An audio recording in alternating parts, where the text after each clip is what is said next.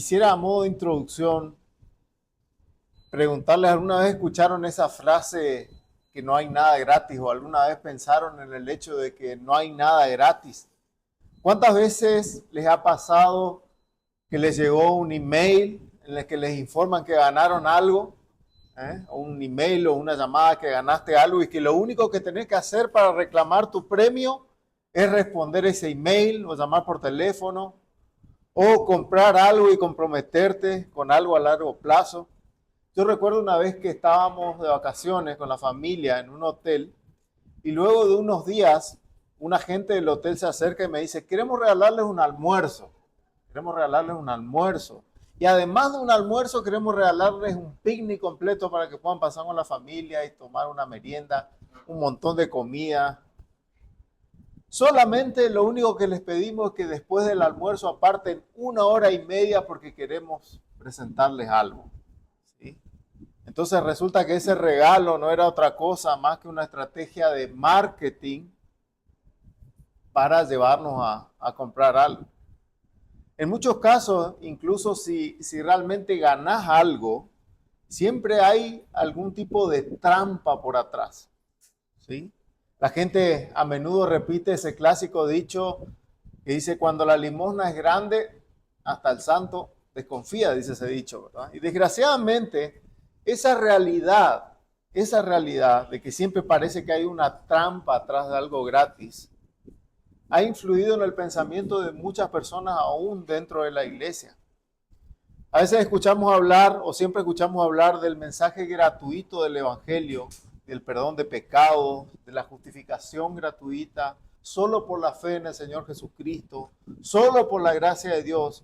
Y luego, en lugar de confiar en el poder del Evangelio para sus vidas como cristianos, piensan que de alguna manera pueden mantener ese estatus de buen creyente mediante sus buenas obras.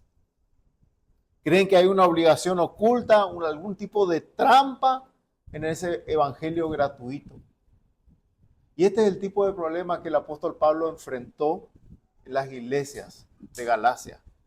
En el pasaje que vamos a leer hoy, Pablo continúa analizando y exponiendo los problemas que había en Galacia con esta herejía que estos falsos maestros habían traído de que era necesario cumplir con las obras de la ley para poder ganar la salvación. Y aunque Pablo va a exponer un importante punto teológico que se refiere a la justificación en este pasaje, al mismo tiempo, esta enseñanza que él presenta tiene importantes implicaciones para algo que viene junto con la justificación, que es la santificación. ¿Qué es la santificación? Ese periodo, es decir, cuando hablo de santificación, hablo del periodo de tiempo que va desde nuestra conversión inicial hasta nuestra muerte o el regreso hacia el Señor. Quisiera que leamos el texto para luego poder orar. Vamos a leer Gálatas capítulo 3, versículos del 1 al 5. Hoy comenzamos con un nuevo capítulo en el libro. Por la gracia del Señor ya hemos estudiado los primeros dos. Vamos a leer Gálatas capítulo 3, versículos del 1 al 5. ¿Ya tienen? Dice la palabra del Señor. Oh Gálatas insensatos, ¿quién os fascinó para no obedecer a la verdad a vosotros ante cuyos ojos Jesucristo fue ya presentado claramente entre vosotros como crucificado? Esto solo quiero saber de vosotros. ¿Recibisteis el Espíritu por las obras de la ley o por el oír con fe? ¿Tan necios sois? Habiendo comenzado por el Espíritu, ¿ahora vais a acabar por la carne? Tantas cosas habéis padecido en vano, si es que realmente fue en vano. Aquel pues que os suministra el Espíritu y hace maravillas entre vosotros, ¿lo hace por las obras de la ley o por el oír con fe? Vamos a inclinar nuestros rostros, hermanos, y pedir al Señor que nos guíe en este tiempo. Señor, venimos en esta mañana delante de tu palabra, delante de tu trono celestial, una vez más, rogando, Señor, tu asistencia, rogando, Señor, la guía de tu Espíritu, rogando, Señor, de que tú en esta mañana hables a tu pueblo, hables a tu iglesia por medio de tu palabra. Señor, yo te ruego que tú me ayudes. Que a pesar de mí, Señor, de mis debilidades, a pesar de mis dificultades, Señor, para expresar estas verdades que están claramente en tu palabra, tú bendigas, Señor, a cada uno de mis hermanos en esta mañana, así como tú me has bendecido a mí al estudiar este pasaje. Señor, te ruego que tu Espíritu Santo hable a nuestros corazones y aplique, Señor, esta palabra o estas palabras que tú vas a hablar a tu pueblo hoy. Señor, sin ti no somos nada. Señor, sin la ayuda de tu Espíritu, estas solo serían palabras, Señor, que rebotan en nuestros corazones. Pero solo por el poder de tu Santo y glorioso Espíritu, Señor, estas palabras pueden ser aplicadas a nuestras vidas. Y te rogamos que este sea el caso, para que tú seas exaltado y para tu gloria, Señor. Te lo pedimos en el nombre de Jesús. Amén. Voy a desarrollar, hermanos, este texto en dos partes. En primera parte vamos a analizar el versículo 1 y vamos a responder a esta pregunta que el apóstol Pablo hace de quién los ha fascinado, quién los ha hechizado. Ese sería el primer punto. Y el segundo punto, en los versículos 2 al 5, el apóstol Pablo va a desarrollar la idea de cómo los Gálatas han recibido el Espíritu Santo. Entonces, básicamente, esos son los dos puntos que vamos a analizar. Vamos a pasar al primer punto. ¿Quién los ha hechizado? ¿Quién los ha fascinado? Es el texto. El apóstol comienza con esta nueva sección, con una amonestación, y les dice claramente, oh Gálatas insensatos. En los capítulos anteriores, luego de que Pablo defendió su apostolado, como ya hemos estudiado, y explicó la justificación por la fe, como vimos el domingo pasado, aquí se produce un cambio de tono. Y en esta porción que leemos hoy, lo que vamos a ver en todo el texto son preguntas retóricas. ¿Qué es una pregunta retórica? Es decir, son preguntas que se hacen no para manifestar una duda o para pedir una respuesta, sino más bien para expresar indirectamente una afirmación o dar más fuerza, dar más vigor y eficacia a lo que se dice. Estas respuestas no se las hace el apóstol Pablo para que los Gálatas respondan, sino para reforzar y dar más fuerza a lo que él está intentando transmitir. Gálatas insensatos es el adjetivo con el que Pablo los califica a estos Gálatas. Y esta palabra en el original significa necios. Es lo mismo, tiene el mismo sentido de decir Gálatas necios. Y se refiere tanto a una actitud de corazón como también en cierta forma a una cualidad de la mente, porque ellos no estaban discerniendo bien este tema de la justificación. Ellos no mostraban sensatez a la hora de entender cómo ellos eran justificados y no estaban usando su capacidad intelectual y tampoco su capacidad espiritual para discernir sobre este tema tan importante como es la justificación por la fe. No estaban usando su capacidad espiritual ni su mente para poder discernir este tema. Ellos, hermanos, no eran ignorantes acerca de este tema, porque ellos conocían el verdadero evangelio. El verdadero evangelio les había sido predicado claramente y les había sido expuesto claramente a ellos. Ellos no eran ignorantes, sino que eran necios. ¿Por qué eran necios? Porque cambiaron la verdad por la mentira. Cambiaron la verdad por la mentira. Y esto es lo que Pablo les cuestiona en este texto. Les dice, Gálatas insensatos, Gálatas necios.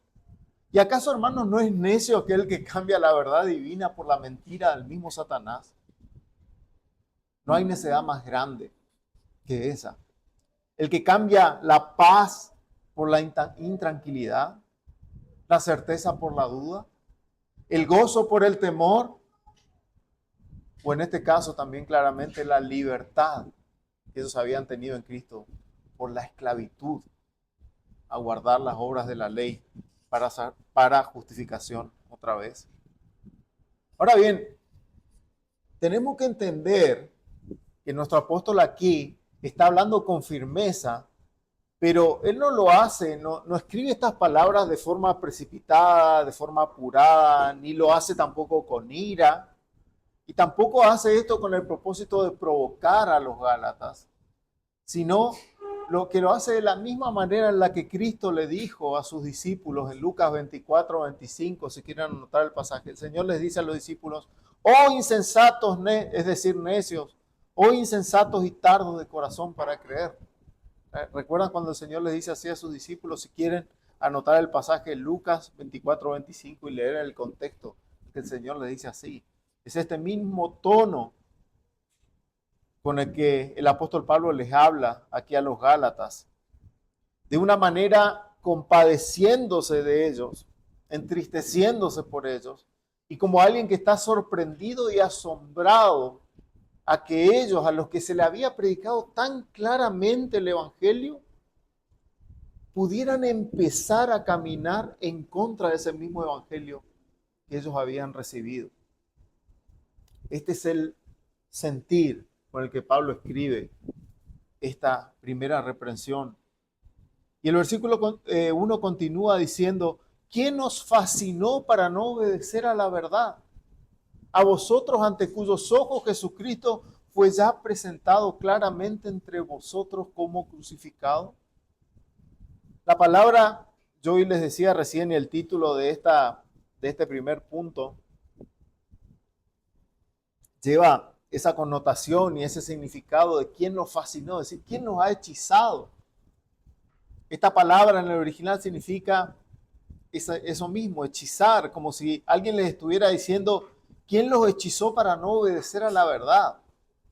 Pero esta palabra que el apóstol Pablo usa aquí no está en el sentido de como un hechicero haría, un hechicero o un brujo, por decirlo así, como lo conocemos en nuestra jerga, haría, sino más bien en un sentido figurado de cómo un encantador o un hechicero puede, en cierta manera, mostrar una ilusión adelante de alguien, algo que no es, o mediante algún tipo de truco que engaña su vista y hace aparecer objetos que antes ahí no estaban, o una forma diferente de la que realmente tienen.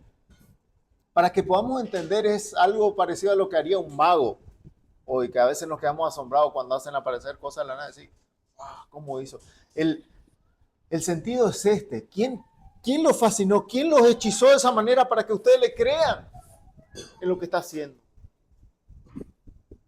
De esta manera, estos falsos maestros que se mostraban como apóstoles de Cristo, así como Satanás a veces se muestra como ángel de luz, estos falsos maestros les habían presentado esta falsa doctrina como una especie de luz que iluminaba, pero que era una luz falsa.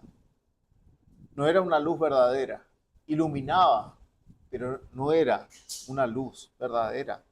Y con esta luz falsa corrompía las mentes de los Gálatas y los alejaba de la sencillez que hay en el Señor Jesucristo. Hermanos, aunque el apóstol reprende a los Gálatas por su necedad y debilidad, al ceder tan fácilmente a los engaños de estos falsos maestros, él atribuye la culpa principal mayormente y la mayor responsabilidad a estos falsos maestros, a quienes los representa como este tipo de hechiceros o encantadores, por decirlo así, que con su doctrina de la justificación por las obras de la ley, engañaron y hechizaron de cierta manera a los Gálatas. Y esta doctrina que ellos enseñaban tenía cierta reputación, tenía cierta forma de decir, qué bueno lo que están diciendo estos hombres, es interesante lo que están planteando, qué bueno, es cierto. Tenía reputación. Aparte, recuerden lo que veníamos estudiando, los judíos veían como algo bueno a esto. Esta doctrina que los falsos maestros presentaban tenía cierta reputación, era agradable a los hombres, era en cierta manera gratificante para la carne porque te hacía sentir y decir, realmente estoy haciendo algo para mi salvación y para ganarme la salvación. Entonces, así es como ejercía cierto encanto sobre el orgullo de la naturaleza humana que siempre quiere hacer algo para ganarse algo.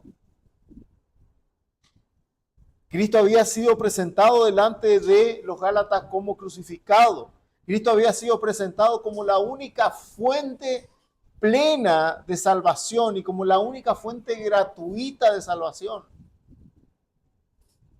para todo aquel que crea en Él.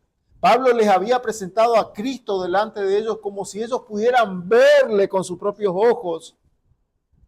Es como si ellos mismos se pudieran hacer un cuadro claro en su mente de la realidad de Cristo muriendo por los pecadores y prometiendo salvación a todo aquel que crea en Él. Hermanos, realmente cuando Pablo piensa en la claridad con el que Él les anunció el Evangelio, con el que Él les predicó el Evangelio, con lo que Él les predicó a Cristo allí en Galacia, era una terrible locura pensar en la apostasía, en este cambio en que las iglesias de Galacia estaban tomando y estaban cambiando el verdadero evangelio por un falso evangelio. ¿Cómo puede ser que se estén volviendo atrás? En estas palabras que Pablo dice, Gálatas insensatos, yo le presenté a Cristo claramente delante de tus ojos. ¿Cómo puede ser que estén volviéndose atrás? ¿Cómo puede ser? ¿Cómo puede estar pasando esto? ¿Recuerdan que en el capítulo 1 el apóstol Pablo dice, realmente estoy atónito, estoy perplejo en cuanto a vosotros? Este es el mismo sentir en las palabras que él expresa aquí. Era la insensatez más increíble el hecho de pensar de que ellos habían abrazado el evangelio y ahora lo estaban dejando de lado por un falso evangelio.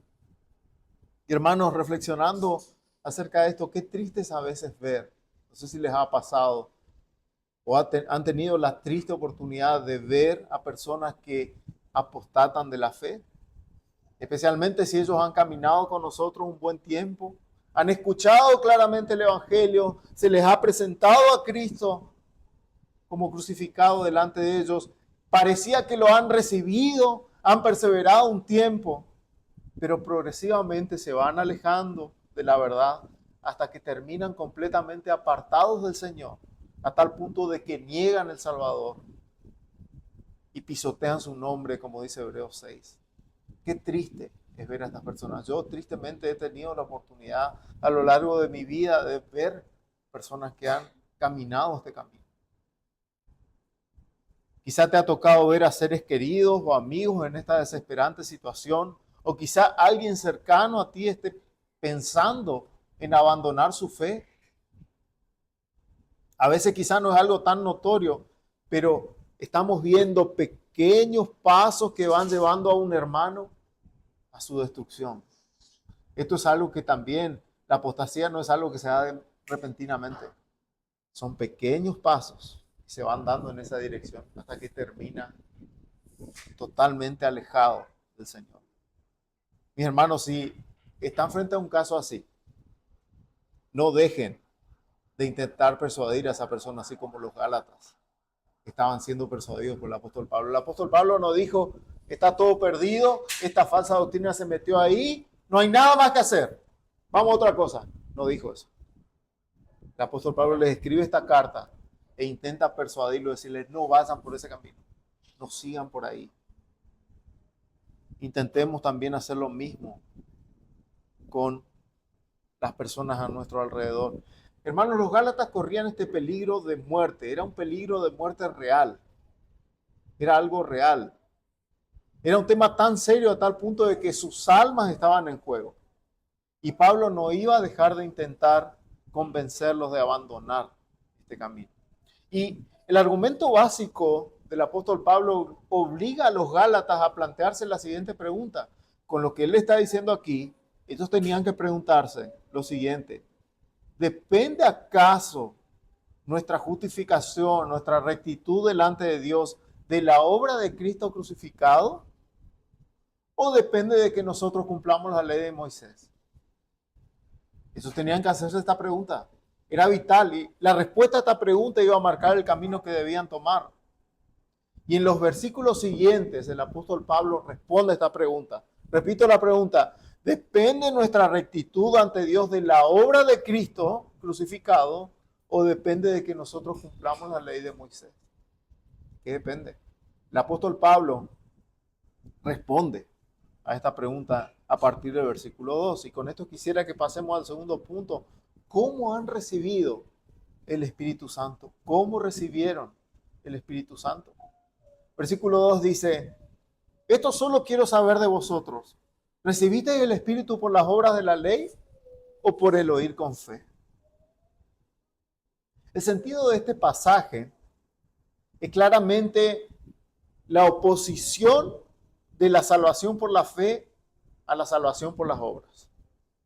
Fíjense, el versículo dice claramente, esto solo quiero saber de vosotros. ¿Recibieron el Espíritu por las obras de la ley o por el oír con fe? ¿Salvación por obras o salvación por fe? Es claro ese contraste. Es como si Pablo estuviese preguntando, diciendo, mis queridos Gálatas, ¿acaso el camino que ahora han tomado les da más felicidad que el que antes tomaron? ¿Por cuál medio se dieron cuenta de que el Espíritu moraba en sus corazones? ¿Fue por el caminar en las obras de la ley, en esa esclavitud a las ordenanzas ceremoniales de la ley? ¿O fue por el ejercicio de su fe en el Señor Jesucristo de tal manera que escucharon y atesoraron de manera ansiosa el mensaje del Evangelio? ¿Cuál de las dos cosas fue? Pregúntense, examínense. Y el apóstol va a volver a esta pregunta y va a ampliar en el versículo 5 esta pregunta y ya vamos a ver de qué manera. Recién les decía que Pablo hace esta pregunta porque es directamente relevante en cuanto al lugar que ocupan las obras, o en este caso la obediencia a la ley, ¿en relación con qué? En relación con la justificación. ¿Cuál es el lugar que ocupan las obras de la ley en relación con la justificación? Y esta pregunta que el apóstol hace aquí es sencilla, pero tiene profundas implicaciones para nuestra comprensión de la justificación. Reflexionemos por un momento en esta pregunta. Cuando nosotros ponemos nuestra fe en el Señor Jesucristo, el Espíritu Santo habita en nosotros de forma permanente y eterna. Pablo insiste en este punto y les pregunta a los Gálatas si recibieron el Espíritu Santo por su obediencia a la ley. La respuesta implícita es por supuesto que no. No fue por la obediencia a la ley. No recibieron el Espíritu por su obediencia a la ley. ¿Y por qué es así? Acompáñenme a Romanos capítulo 3, versículo 20. Y vamos a ver ahí cómo la ley nunca tuvo el propósito de justificar. Este versículo en Romanos capítulo 3 es claro. Romanos 3:20 dice, porque por las obras de la ley ningún ser humano será justificado ante él, ya que por medio de la ley viene el conocimiento del pecado. Clarísimo. La ley no justifica. La ley nunca ha tenido el propósito de justificar. La ley, en el sentido en el que habla este pasaje y que estamos revisando ahora, revela nuestro pecado, nos muestra nuestra injusticia y nos identifica como dignos de condenación. Es por eso que vamos a encontrar otros pasajes que dice que la ley nos condena y que si no hay ley no hay pecado. Pablo profundiza en estos temas en su primera epístola a la iglesia de Corinto, cuando él escribe, si quieren buscar en el capítulo 15, versículo 56, Primera de Corintios, capítulo 15, versículo 56, dice, ya que el aguijón de la muerte es el pecado, y el poder del pecado, la ley. La ley, debido a nuestro pecado, es impotente para salvar. Además, en relación con el argumento de Pablo, la ley no puede impartir el Espíritu de Dios. No es ese el objetivo. Más bien, el Espíritu Santo viene a través del Evangelio, al escuchar la predicación del Evangelio, al escuchar la predicación de la palabra del Señor. En otras palabras, fíjense el contraste aquí en esto. En uno, cumplir la ley, se supone que el Espíritu Santo se obtiene mediante el esfuerzo. ¿Sí? Si nosotros decimos que el Espíritu Santo viene por cumplir la ley, la forma de obtener el Espíritu Santo es a través de nuestro esfuerzo. Mientras que en el otro, la fe, creer en el Señor Jesucristo, el Espíritu Santo se recibe sin ningún esfuerzo por parte del receptor. Viene por gracia. En su epístola a los Romanos, Pablo explica cómo recibimos el Espíritu Santo. Y si quieren anotar, voy a leer por cuestión de tiempo Romanos 8, del 3 al 4, para los que están anotando. Dice este pasaje, por, porque lo que era imposible para la ley, por cuanto era débil por la carne, Dios enviando a su Hijo en semejanza de carne de pecado y a causa del pecado, condenó al pecado en la carne, para que la justicia de la ley se cumpliese en nosotros, que no andamos conforme a la carne, sino conforme al Espíritu. Hermanos, no recibimos el Espíritu Santo por nuestra obediencia. No recibimos el Espíritu Santo por nuestra obediencia, sino por la obediencia de Cristo. Miramos a Cristo solo por fe y recibimos el Espíritu Santo como un don, un regalo, una gracia de parte de Dios. Y quiero que ahora sí acompáñenme al Antiguo Testamento y vamos a ver las promesas o algunas de las promesas que el Antiguo Testamento nos da acerca de que Dios iba a derramar su Espíritu sobre nosotros. Ezequiel capítulo 36, conocidísimo pasaje que vale la pena buscarlo nuevamente y meditar en este tema. Ezequiel capítulo 36, versículos 25 al 27. Vamos a leer.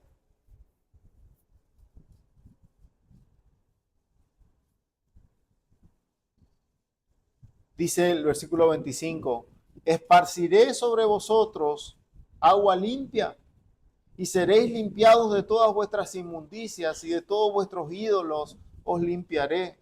Os daré corazón nuevo y pondré espíritu nuevo delante de vosotros y quitaré de vuestra carne el corazón de piedra y os daré un corazón de carne y pondré dentro de vosotros mi espíritu y haré que andéis en mis estatutos y guardéis mis preceptos y los pongáis por obra. Fíjense, hermanos, el texto nos dice, cuando ustedes pongan por obra mis preceptos y guarden mi ley y hagan lo que yo les digo, voy a darles mi espíritu. ¿Dice eso el pasaje?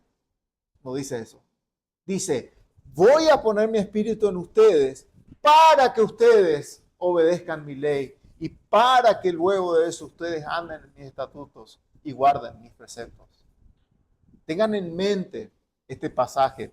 En el capítulo 37 de Ezequiel, anótenlo, dice también, pondré mi espíritu dentro de vosotros y viviréis, y os pondré en vuestra tierra, entonces sabréis que yo soy el Señor, yo he hablado y lo haré, declara el Señor. El profeta Joel, en el capítulo 2, versículo 28, para que anoten, dice lo siguiente, y después de esto derramaré mi espíritu sobre toda carne. En estos pasajes, como hay otros en el Antiguo Testamento, se hace hincapié en que Dios va a derramar su espíritu a pesar de la desobediencia de su pueblo. A pesar de eso, Dios incondicionalmente va a derramar de su espíritu. El derramamiento del Espíritu Santo es un don de Dios, es una gracia de Dios, es un don divino de la misericordia y del amor de Dios. No es algo que su pueblo se ha ganado por cumplir la ley o se ha ganado por la obediencia. Es un regalo, es una gracia de Dios. Las Escrituras nos demuestran claramente que el Espíritu de Dios se recibe por la fe. Por tanto, todo aquel que ha creído sinceramente en el Evangelio tiene el Espíritu de Dios morando en él. Repito esto, todo aquel que ha creído en el Evangelio tiene el Espíritu de Dios morando en él. Qué absurdo es pensar, hermanos, a veces que ponemos obtener el Espíritu de Dios por alguna obra que podamos hacer, como a veces se enseña en ciertos círculos evangélicos, sobre todo carismáticos. Qué absurdo es pensar de que podamos hacer algo por tener el Espíritu de Dios. Las Escrituras rechazan completamente todo esfuerzo humano aquí, porque esta es una obra de gracia. Cuando Dios derrama de su Espíritu sobre nosotros, es una obra de gracia. No hay nada que puedas hacer para tener el Espíritu Santo, solamente por medio de esa fe pasiva, de creer en el Evangelio, de creer en el Señor Jesucristo. Y digo pasiva porque claramente la fe es un don de Dios también. como dice Efesios. Nuestro texto continúa en el versículo 3. ¿Tan necios sois? Habiendo comenzado por el Espíritu, ahora vais a acabar por la carne. Así como en el versículo anterior vimos esta oposición entre la fe y las obras, en este versículo el apóstol Pablo muestra otra vez un contraste, una oposición, el Espíritu y la carne. Son dos cosas opuestas. Antes él mostró la oposición entre la fe y las obras, ahora muestra la oposición entre el Espíritu y la carne. La presencia activa del Espíritu de Dios señala la presencia de Cristo mismo. Por lo tanto, el nuevo nacimiento, la semilla de la fe verdadera, conocimiento del perdón, la adopción, que es algo que el apóstol Pablo va a tratar más adelante en el capítulo 4, y otros dones que Pablo presenta, tales como la iluminación, libertad, gozo, seguridad de salvación, poder en contra de Satanás, respuesta a nuestras oraciones, testimonio, etc. La presencia del Espíritu de Dios produce dones que se manifiestan de manera externa y se manifiestan también de manera interna, como estos que mencioné. Y vamos a ver más adelante que el apóstol Pablo habla sobre algunos de estos dones y él los llama el fruto del Espíritu. Muchos pueden memorizar cuál es el fruto del Espíritu que habla Pablo aquí en Gálatas, pero Pablo habla que la presencia del Espíritu de Dios manifiesta y hace evidente estos dones, tanto internos como externos, algo que se puede ver. Pero por otra parte, la carne apunta a que Cristo no está en el corazón. La carne señala todo lo que es aparte de Cristo como base de esperanza para obtener la salvación. Los Gálatas estaban comenzando a renunciar a Cristo como su único y todo suficiente Salvador. Ellos, habiendo comenzado por el Espíritu, ahora estaban comenzando a poner su confianza en medios absolutamente carnales. Por ejemplo, hacer caso de los consejos de los judaizantes respecto de circuncidarse y guardar las obras externas de la ley. Observar ceremonias y ritos con el fin de llegar a perfeccionarse por esos medios. Hermanos, yo creo que ustedes pueden ver la tremenda necedad que implicaba hacer estas cosas. Y Pablo se los remarca claramente. Gálatas necios, ¿qué están haciendo? Si empezaron por la fe en Cristo, ¿van a intentar terminar su redención por circuncidarse y cumplir la ley?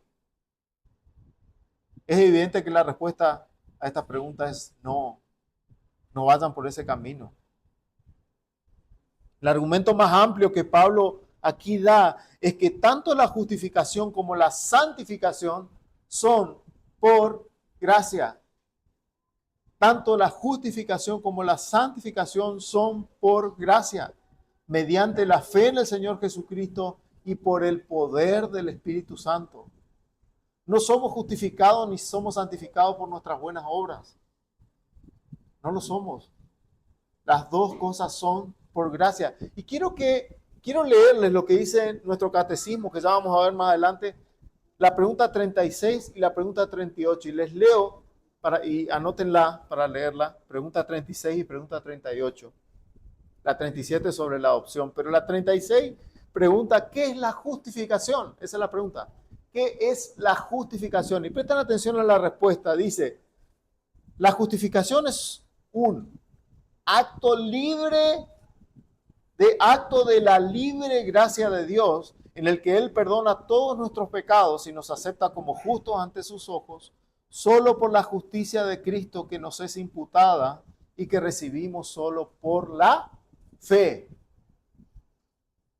La justificación es un acto de la libre gracia de Dios, dice el catecismo. Y la pregunta 38 pregunta, ¿qué es la santificación? Y fíjense la respuesta. Dice, la santificación es la obra de la libre gracia de Dios. Otra vez. Es la obra de la libre gracia de Dios, mediante la cual todo nuestro ser es renovado a la imagen de Dios y se nos capacita, ¿por medio de quién? Por medio del Espíritu. No dice eso la respuesta, pero eso le agrego. Y se nos capacita cada vez más para morir al pecado y vivir para la justicia. Tanto la justificación como la santificación son actos de gracia. Hermano y hermana, estos son conceptos importantes que tenemos que entender y que tienen que ver con nosotros mismos hoy. Ni somos justificados ni santificados por nuestras obras. No somos justificados y tampoco somos santificados por nuestras obras. Permítanme profundizar un poquito más en este tema porque es demasiado importante entender esto.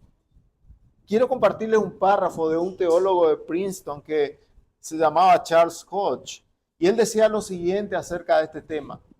Cito al autor de este comentario, dice: todo lo que las Escrituras enseñan acerca de la unión entre el creyente y Cristo y de la morada del Espíritu Santo prueba el carácter sobrenatural de nuestra santificación. Los hombres no se santifican a sí mismos. Su santidad y su crecimiento en la gracia no se debe a su propia fidelidad, firmeza o propósito, ni a su vigilancia y diligencia, aunque todo ello es necesario, sino a la influencia divina por la que se vuelven fieles, vigilantes y diligentes y que produce en ellos fruto de justicia. Fin de la cita. Hermanos, es claro, y acá el autor de este comentario, Hodge, dice, es claro que debemos trabajar en nuestra santificación. Sin embargo, siempre debemos saber que la fuente de nuestra santidad y pureza no es nosotros. La fuente de nuestra santidad y pureza es Cristo mismo y su evangelio. La fuente de tu santidad, mi hermano y mi hermana, no viene de vos, viene de Cristo, de su evangelio y del poder que el Espíritu Santo te da para que puedas caminar en santidad. No depende de tu propio esfuerzo. No depende de tu propio esfuerzo. Versículo 4. Ya vamos a volver más a hablar sobre este tema más adelante, cuando reflexionemos en las conclusiones y en las aplicaciones. Versículo 4. Tantas cosas habéis padecido en vano, si es que realmente fue en vano. Aquí Pablo apela a los sufrimientos y padecimientos que los Gálatas habían tenido y que habían experimentado por causa del Evangelio cuando ellos creyeron. Si ellos cambiaban la verdad del Evangelio por la mentira de los judaizantes, ese sufrimiento iba a ser en vano. Tanto sufrieron, tanto padecieron después de haber creído, y eso fue en vano. Pero es interesante ese final que dice, si es que realmente fue en vano. El apóstol Pablo aquí deja lugar para la esperanza de arrepentimiento. Dice, si es que realmente fue en vano. Porque ustedes están a tiempo todavía de no seguir este camino. Hermanos, es precioso ver cómo Pablo aquí mantenía esa esperanza en medio de toda esta agitación. Como les decía hoy, es algo que se puede ver, que a lo largo de toda la carta ustedes van a percibir esperanza. Lo habíamos hablado ya con los sermones que compartimos con Edu y lo habríamos hablado del principio, que este es un libro que si bien presenta un problema grave, el apóstol Pablo lo hace con esperanza. Con esta última frase vemos que Pablo deja lugar para el arrepentimiento. Es como decir, hermanos, que esos sufrimientos no hayan sido en vano. Por favor, que no hayan sido en vano. Deseo con todo mi corazón de que no haya sido en vano y que se arrepientan y que saquen del medio de ustedes a estos falsos maestros y a su terrible doctrina por el poder que el Señor Jesucristo les ha dado como iglesia. Sáquenlos del medio, sáquenlos. Ellos no tienen que estar ahí, esa es una doctrina que los va a carcomer y los va a destruir. Y ustedes tienen ese poder, no sean insensatos, sáquenlos del medio de ustedes.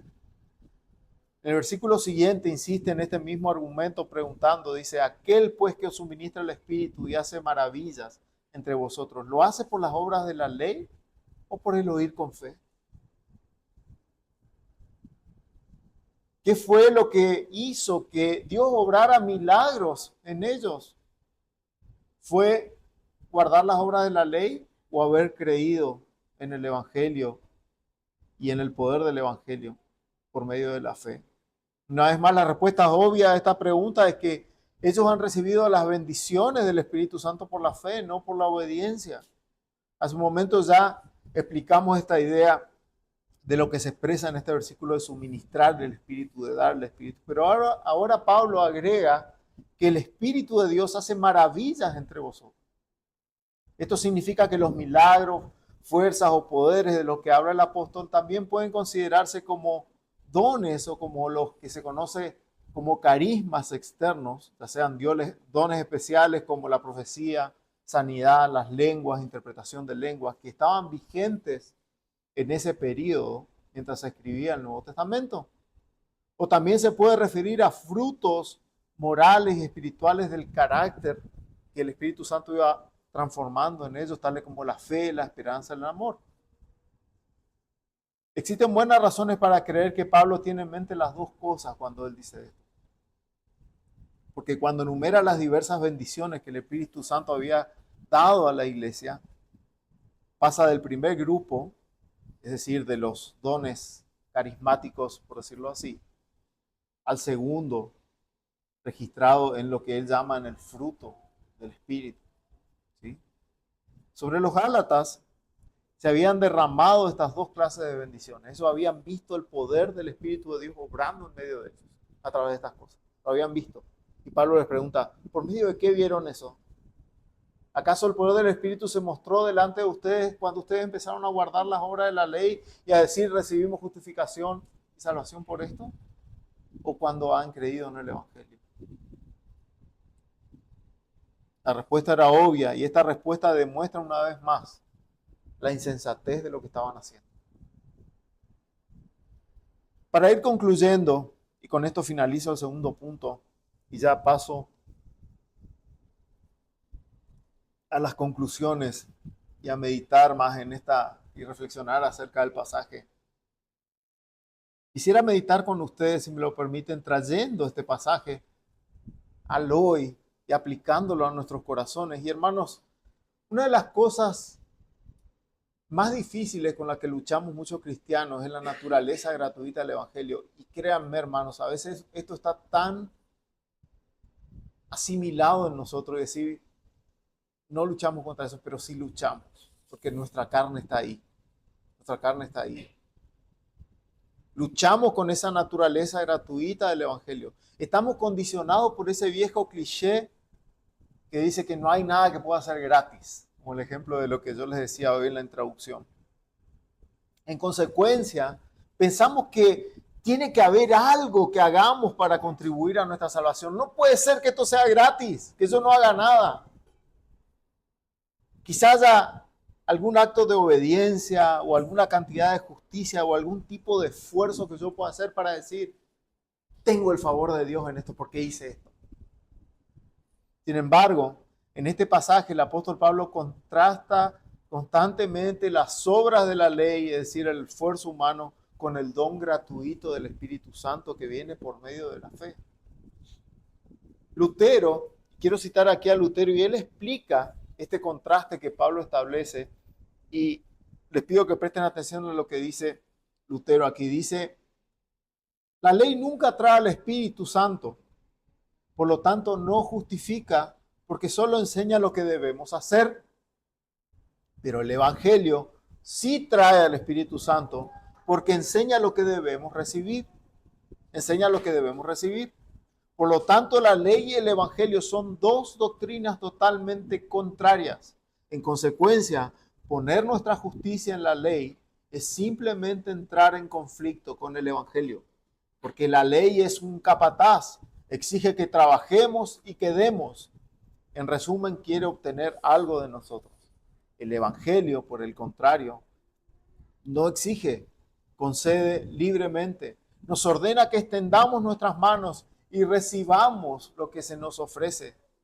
Ahora bien, exigir y conceder, recibir y ofrecer son exactamente opuestos y no pueden coexistir, porque lo que se concede lo recibo, pero lo que concedo no lo recibo, sino que lo ofrezco a otra persona. Por lo tanto, si el Evangelio es un regalo y ofrece un regalo, no exige nada.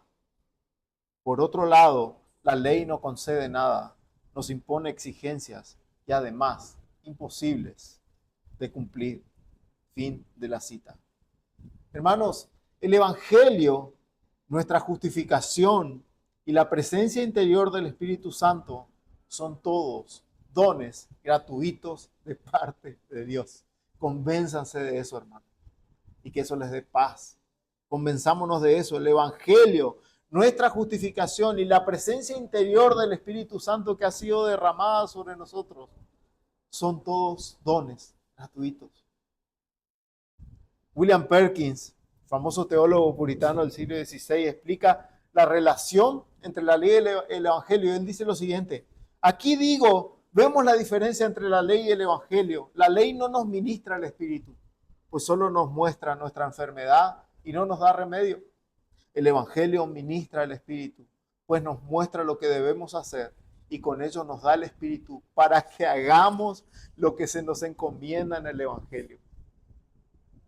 ¿Por qué obramos y por qué nos santificamos? Porque tenemos el Espíritu de Dios y el Espíritu de Dios nos guía a obedecer y a honrar al Señor.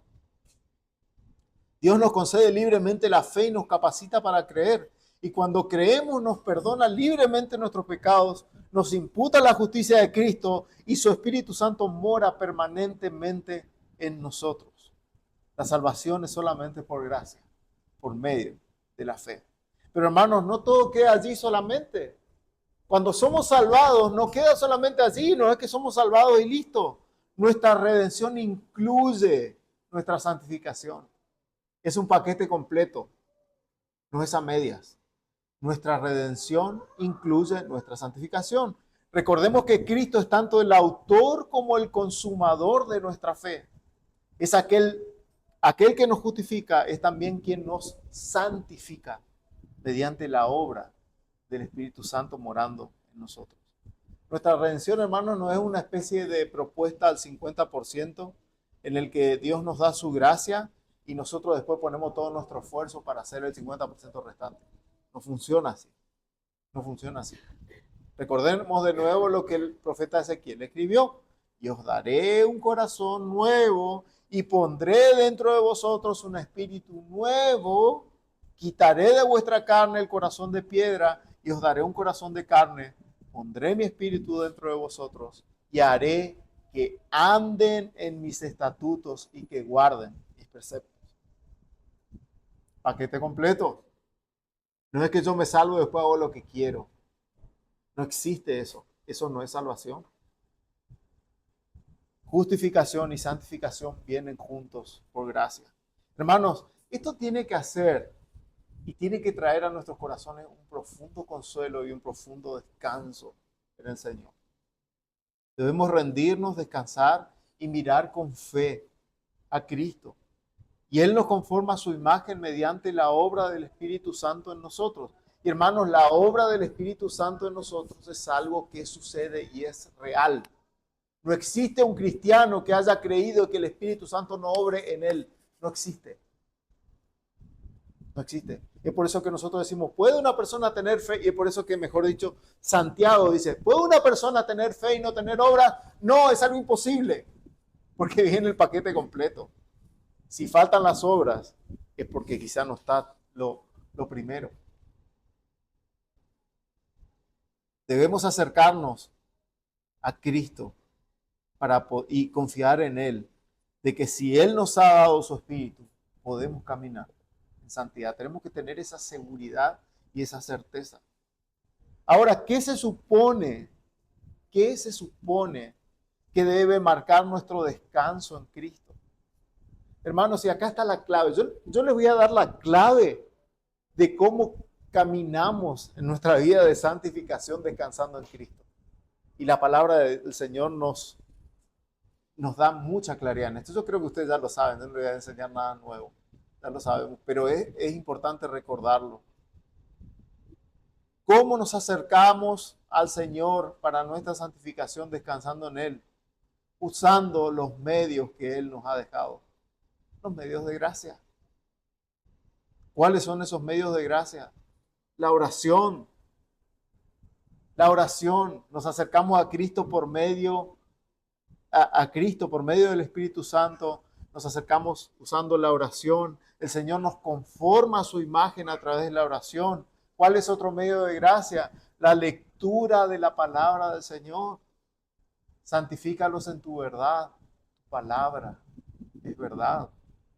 La predicación de las Escrituras, escuchar, hacer lo que estamos haciendo ahora, escuchar la palabra del Señor predicada. Cristo nos conforma a su imagen por el poder del Espíritu Santo, utilizando estos medios. ¿Cuáles son otros medios de gracia? La cena del Señor, los sacramentos, el bautismo.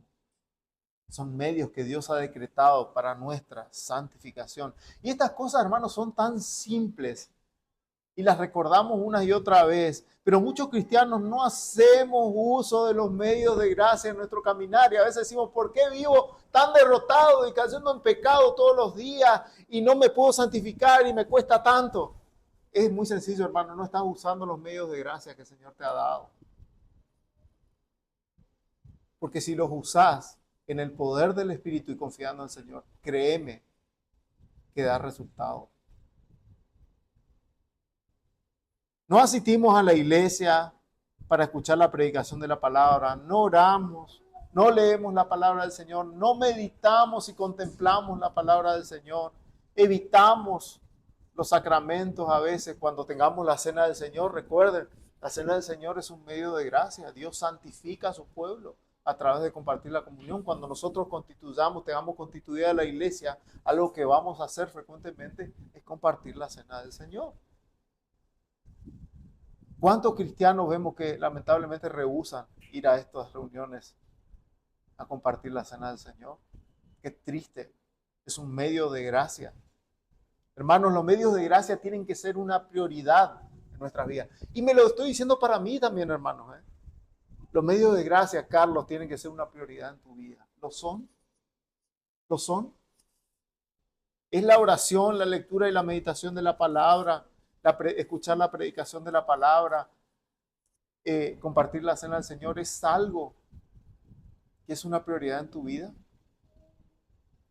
No hay nada y absolutamente nada, hermanos, que podamos hacer para ganarnos de alguna manera el favor de Dios. No seamos insensatos como los Gálatas pensando que por nuestras buenas obras vamos a ganar el favor de Dios. Nosotros, así como ellos, no somos perfeccionados por cumplir las obras de la ley. No lo somos. Queremos hacerlo y queremos obedecer y honrar al Señor. ¿Por qué? Porque el Señor puso su espíritu en nosotros. Porque el Señor puso su espíritu en nosotros, nosotros queremos obedecerle, pero no lo hacemos para ganar algo para Él. Fíjense, hermanos, cómo esto contrasta, y a veces decimos y criticamos criticamos el Evangelio de la prosperidad, porque es como esto. El hecho de pensar y decir que yo por dar plata a Dios, Dios me va a bendecir, es decir, te ganas algo y la bendición de Dios por algo que vos haces. Eso es totalmente contrario al Evangelio. Y a veces parece tan simple y parece tan encantador y la gente se emociona y dice, Dios me bendijo porque yo le di dinero. Tiene reputación, ¿verdad? Tiene reputación. ¿Cuántas personas siguen ese Evangelio? Es totalmente contrario al mensaje del Evangelio. Hermanos, no somos perfeccionados por cumplir las obras de la ley. En cambio, simplemente debemos disfrutar del favor de Cristo, debemos disfrutar de su misericordia, de su amor y de la gracia que Él ha derramado sobre nosotros. Toda nuestra redención, toda esa obra de redención que Dios hace en nosotros, hermano, y que Dios ha hecho en Cristo y por medio de Él nos ha dado su Espíritu para que sigamos trabajando en nuestra santificación y para que va a llegar un día en el que Él nos va a glorificar. Toda esa redención, incluyendo nuestra justificación y santificación, es por gracia. Es por gracia. Por lo tanto, yo quiero dejarles una aplicación final, hermanos. Esfuércense y esforcémonos. Y lo voy a decir a mí también. Esforcémonos por glorificar al Señor. Esforcémonos para obedecer a Dios. Mortifiquemos nuestro pecado, sí, pero hagámoslo en la gracia, como el Señor nos manda. Esforcémonos en la gracia, descansando en Cristo. ¿Y qué quiero decir con esto? Que hermano y hermana, no busques el poder transformador en tu propia vida. No lo busques ahí. No lo vas a encontrar. No lo vas a encontrar en tus propias fuerzas. No vas a encontrar nada, porque no depende de vos. Y este es el gran error que a veces cometemos cuando nos cuesta obedecer al Señor, porque lo estamos haciendo en nuestras propias fuerzas y no en la gracia. Esfuérzate en la gracia que es en Cristo Jesús, le dice el apóstol Pablo a Timoteo. No en ti mismo.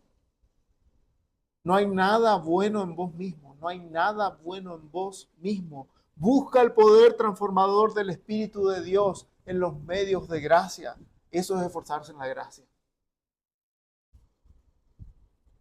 Alégrate de que Cristo sea tanto el autor como el consumador de nuestra fe. Hermanos, yo quiero que salgamos de acá en esta mañana descansando en el Señor y sabiendo que mañana vamos a seguir nuestro día y nos vamos a levantar y vamos a tener que ir a trabajar y vamos a tener muchísimas luchas, pero que podamos decir, me levanté un ratito antes y usé los medios de gracia para afrontar el día.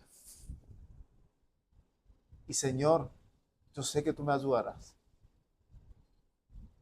Eso es esforzarse en la gracia. Creo que Lutero era el que decía que si sabía que tenía un día complicado, oraba más, ¿verdad? Se veía, el día de mañana va a ser más complicado. Bueno, me voy a levantar más antes y voy a orar más. Eso es esforzarse en la gracia. Eso es esforzarse en la gracia. Esa es una buena forma de esforzarse en la gracia.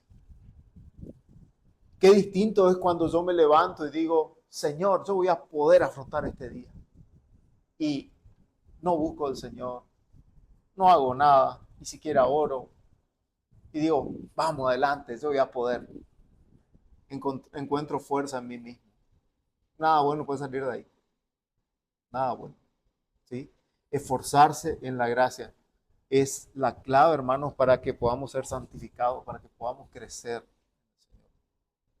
Y por último, si hay alguien aquí que no ha creído en el Señor Jesucristo, yo quiero decirle que no hay nada en lo que puedas confiar para la salvación de tu alma que no sea más que Cristo. Nosotros estamos muertos en nuestros delitos y pecados, dice la palabra de Dios. Nosotros hemos desobedecido, hemos deshonrado a Dios con nuestra vida. Mira tu vida.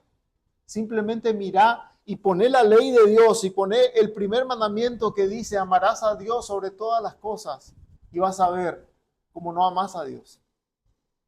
Eso ya te condena.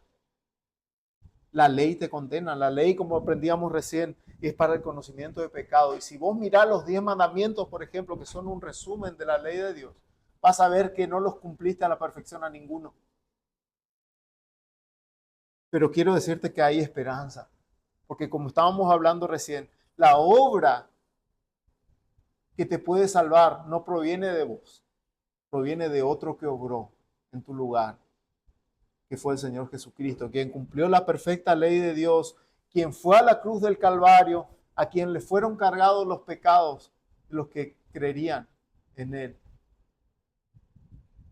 Y si hoy pones tu fe en Él, si crees que Él puede salvarte y te arrepientes y reconoces que eres un pecador, quiero decirte que hay esperanza. Hay esperanza. Y hay esperanza porque Él es nuestra esperanza. Pon tu fe en el Señor Jesucristo y cree y arrepéntete de tus pecados. Hermanos, vamos a orar y rogar al Señor que nos ayude a esforzarnos en su gracia. Padre, te damos gracias por tu palabra en esta mañana. Señor, realmente estudiar este pasaje, Señor, trae tanto consuelo a nuestros corazones. Y a la vez, Señor, también trae arrepentimiento por todas las veces que hemos buscado fortaleza en nosotros mismos. Por todas las veces que hemos pensado y creído que podemos santificarnos porque simplemente nos sentimos bien con nosotros mismos, porque estamos bien. Señor, perdona nuestra arrogancia y el no descansar en los medios de gracia que tú nos has dado, en la oración, en buscarte, Señor, a través de tu palabra, buscar ser santificados y sobre todo, Señor, el poder de tu Espíritu en nosotros que tú nos has dado para que caminemos en santidad contigo, Señor. Señor, ayúdanos a cada uno de los que estamos aquí presentes, porque necesitamos de ti. Ayúdanos a entender, Señor, a que nuestros corazones realmente entiendan de que no es en nosotros mismos, Señor, que están las fuerzas, sino en ti. Y que tú nos has dado todo, Señor, para que nos esforcemos en esa gracia que tú nos has dejado. Señor, ten misericordia de nosotros. Ayúdanos, ayuda a cada uno de mis hermanos a enfrentar, Señor, las dificultades, las situaciones, pero hacerlo en la gracia, Señor. Gracias, Señor, porque a pesar de nuestro pecado, Señor, tú tienes misericordia y nos salvas. Pero, Señor, queremos glorificarte con nuestra vida.